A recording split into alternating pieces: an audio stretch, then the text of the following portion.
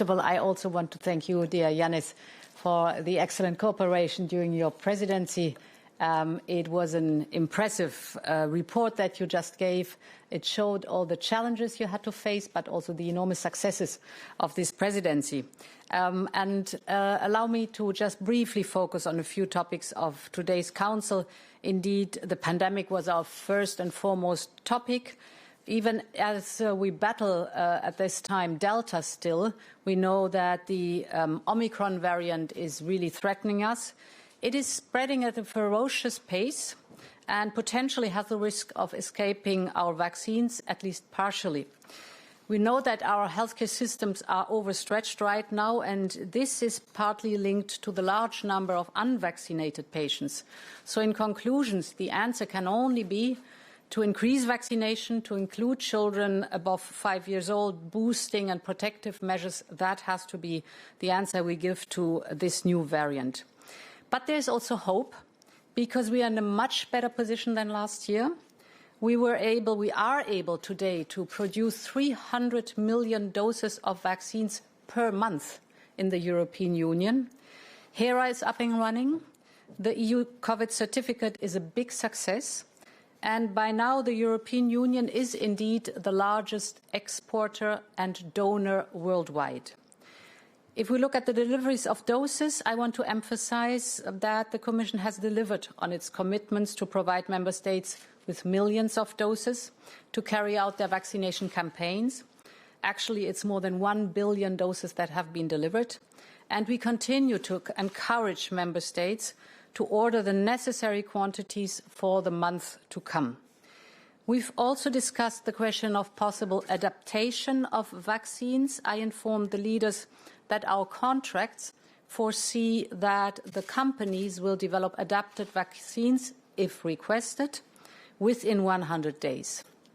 And we are working very closely with EMA, the medicines agencies, to make sure that it uses the most streamlined procedure possible to assess any further vaccine development.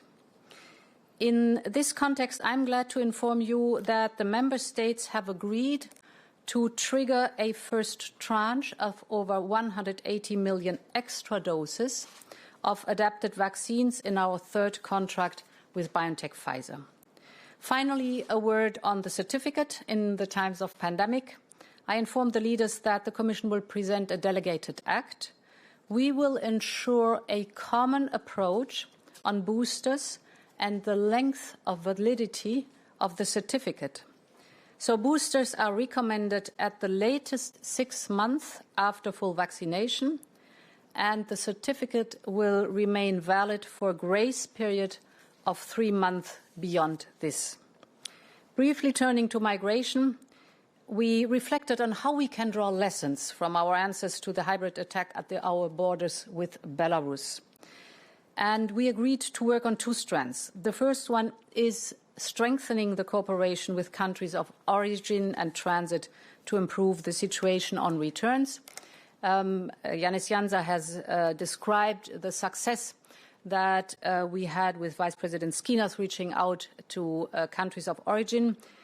To do this, to draw the lesson from this successful action, I will set up a European coordination for external aspects of migration at the level of Vice President Skinas and Commissioner Johansson, and this proposal was very well received by the leaders. Second, we will make sure that the EU legal framework is fit for purpose, in particular to address this so-called instrumentalization of people like it happened in Belarus. The Commission is also delivering on this, because this week we propose changes to the Schengen Border Code covering both the external as well as the internal borders. And finally, of course, I reminded leaders that to make the most out of these efforts, we need to work on a swift adoption of the Pact on Migration and Asylum. And this leads me to the last topic, that is Ukraine and Russia. Our concern related to Russia's military buildup on the eastern Ukrainian borders are well known. Our position is very clear. We maintain our call on Russia to de-escalate tensions and refrain from any further aggression.